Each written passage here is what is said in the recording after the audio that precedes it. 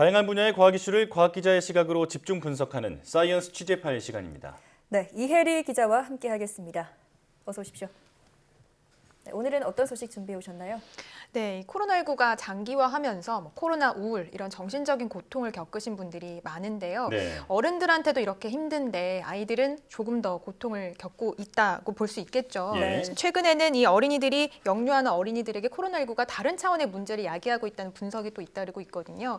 5월 또 가정의 달이기도 한데 네. 오늘 이 시간에는 우리 어린이들의 건강을 점검해보는 시간 갖도록 하겠습니다. 네. 사실 예년 같았으면 5월에는 어린이날도 있고 또 어린이들을 위한 다양한 행사도 열리기 때문에 시끌벅적해야 하는데 올해도 좀 조용히 지나가고 있는 모습입니다. 자, 코로나가 아이들에게는 그 건강에 어떤 영향을 주고 있나요? 네, 무엇보다 이 어린이들의 정서 발달 그리고 뭐 언어 발달과 같은 점과 연관된다는 게 좀 큰 문제인데요. 네. 이 영국 브리스톨대 연구팀은 코로나19 대유행에 따른 봉쇄 조치가 유아와 어린이들의 정서 발달에 영향을 미쳤다라는 분석을 내놨습니다. 우리가 뭐 흔히 미운 4살, 뭐 미운 몇 살 이런 표현을 하곤 하는데 네. 영아기 한 2살 안팎의 아이에게서 나타나는 심한 감정 기복과 이 떼쓰는 현상을 이제 이렇게 일컫거든요. 예. 그런데 이런 현상은 영아의 자아가 발달하면서 자연스럽게 나타나는 겁니다. 그런데 연구팀은 이 2살 안팎에서 자연스럽게 나타났다가 유치원에 들어갈 때쯤 사라져야 하는 이런 현상들이 최근 8살 어린이에게서도 발견됐다라고 보고했습니다. 예. 네. 즉 어린이들의 정서 발달이 그만큼 지연됐다는 것을 의미한다고 연구팀은 분석했습니다.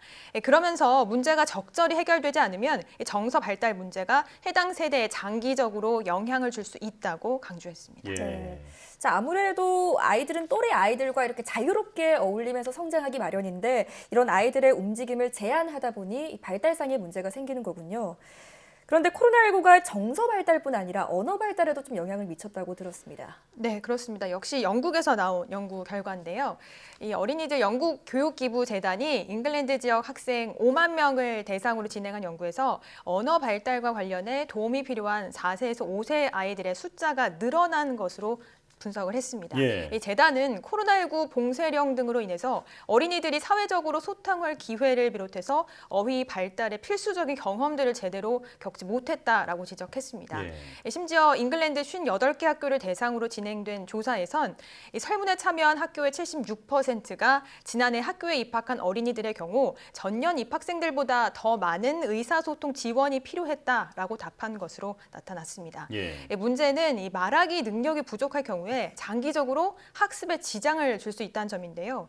때문에 영국은 정부가 직접 나서서 어린이들의 학습 부진 문제 해결을 위해 1,800만 파운드, 우리 돈으로 약 277억 원을 투입하기로 했습니다. 예.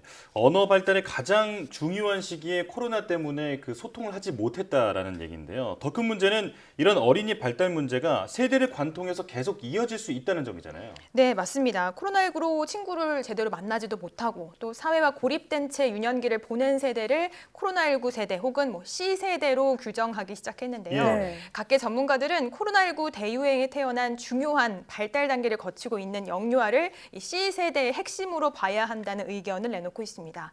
심지어 일부 전문가들은 코로나19가 인류사에 남을 엄청난 이슈인 만큼 C세대의 범위를 더 넓혀서 대학생으로까지 확장해야 한다라고 주장하기도 합니다.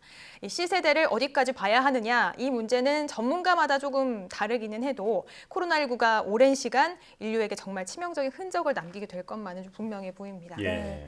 자, 그런가 하면 유럽에서는 코로나19로 집콕을 하는 사람들이 늘면서 덩달아 비만 아동도 증가했다, 이런 분석 결과가 나왔더라고요.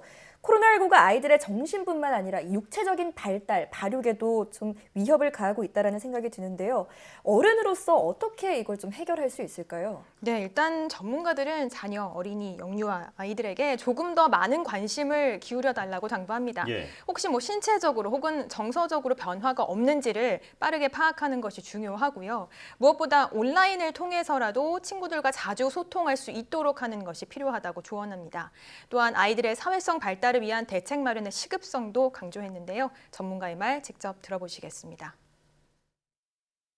사람과 가까이 다가가고 가까이 다가갔을 때 관계를 유지하고 관계가 유지되는 과정에서는 반드시 갈등이 생깁니다. 이 갈등을 어떻게 바라보고 어떻게 처리하느냐를 배우는 것이 사회성의 발달인데 어쨌든 코로나19 위기로 아이들이 이런 기회가 굉장히 많이 없어진 거죠. 나중에 이것이 다 완화가 되고 다 우리가 집단 면역이 생겨서 다 이제 일상으로 돌아간다 하더라도 그때 가서 대책을 마련하는 것이 아니라 지금부터라도 향후에 이 아이들을 어떻게 회복을 시키고 이 아이들에게 사회성 발달을 어떻게 가르칠 것인지에 대한 대책이 지금부터 동시에 마련이 돼야 합니다.